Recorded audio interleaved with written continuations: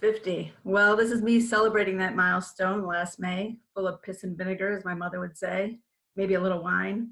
It was going to be my year. Challenge myself to do new things: ice skating, mechanical bull riding, trips to the desert, skin cancer. Oh, well, that one was unpleasant, but it was thankfully treatable. I hiked a few mountains. There was something unexpected in store, and that required that I start from the beginning. My mother was 19 when she had me. She brought me home from the hospital. This is my sister, Jody, in the crib. She's 10 months old. I'll let you do the math.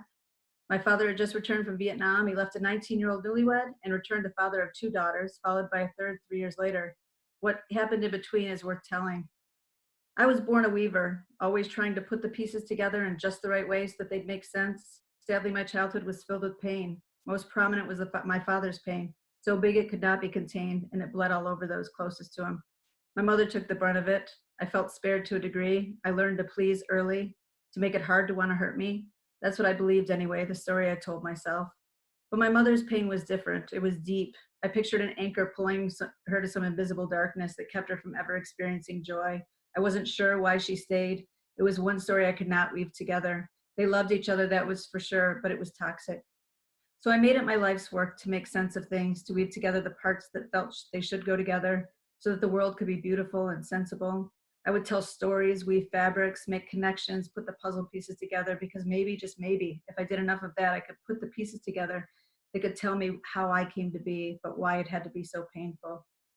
I weaved together a network of friends so tight I consider them family to this day. In school, as friendships were being formed, I found myself connected to two different groups, even tried weaving them together, eventually realizing it was okay that there be two fabrics.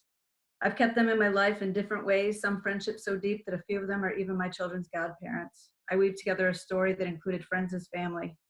When I was 25 and engaged and living in a new town a few hours from home, I had bought my first house, started to weave a new story, and I got a call that would change my life forever. My younger sister, Jennifer, had given birth.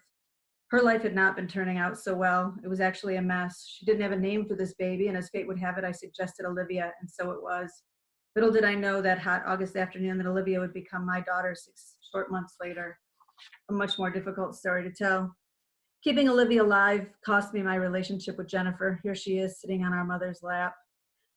She began crying for help early, but I didn't have the ears to listen, and my parents were too trapped in their own pain to notice.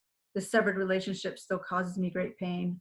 But I did have a new story emerging, and that was with my wonderful husband, Lee, who I adore. We're celebrating 25 years of marriage this summer. Our daughter, Olivia, and the only person who's ever heard my heartbeat from the inside, our son, Evan. Things were coming together, and I could see this beautiful tapestry, breaking cycles. I'd figured it out. My story was beginning to make sense. I even weaved together a beautiful career, finding my true calling 8 years ago when I started an organization whose mission is to bring people together. The word weaving even made it into my bio. The theme had been there all along. I just wasn't paying attention. This professional journey eventually led me to studying childhood trauma. It felt so deeply personal, having raised a child who was pretty severely neglected before she came to us, having personally experienced and witnessed so much pain. I needed to understand why people hurt other people. I learned that trauma not transformed is transferred, and that is the story of my family.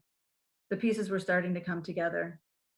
To understand Olivia's story meant to understand my family's full story: Jennifer's addiction, my parents' childhood trauma, all leaving the wake of pain and disruption.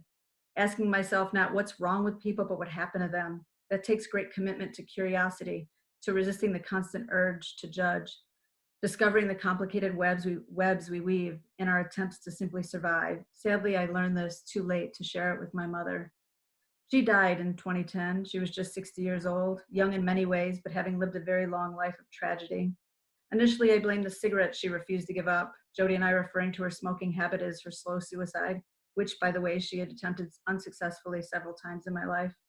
Her death was tough, her absence even tougher. After submitting my DNA to 23andMe, though, I discovered that the man who raised me is not my biological father. Further complicating things, he's not Jody's either. To say that it was shocking would be a gross understatement. It rocked my world. October 29th will forever be etched in my memory as the day that things began to unravel, the stories of how I came to be, coming apart. We're half-sisters, born 10 months apart to a young mother and two different fathers, sharing a quarter of our DNA. I could see the unweaving happening in front of my face, feel it in my bones. The fabric lays at my feet. I'm trying desperately to figure out how to put it back together, to figure out this new story. I am Lebanese. That's what my DNA tells me. Two different tests, just to be sure. No one in my family is Lebanese, not even a little.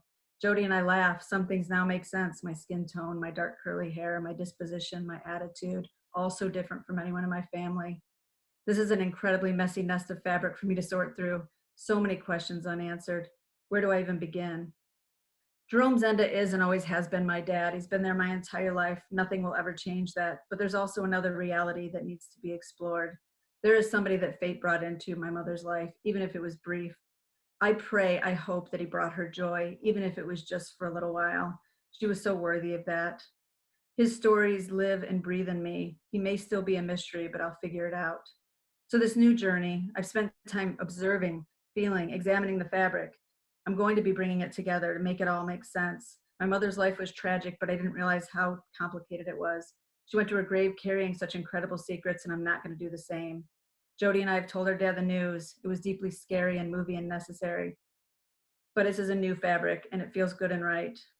I also now have a new bond with Olivia. We both share something I never could have expected. Neither of us know our biological father, and we're walking this earth absent the person who birthed us. It's an interesting bond, one that I'm going to take with me the rest of my life and make sense of again. I think every step I've taken, every piece of fabric in the tapestry has led me to this moment of discovery, everything preparing me to understand and process and not judge, to sit in this place of curiosity and be okay and patient and appreciative. I am a weaver with a brand new pile of fabric just waiting.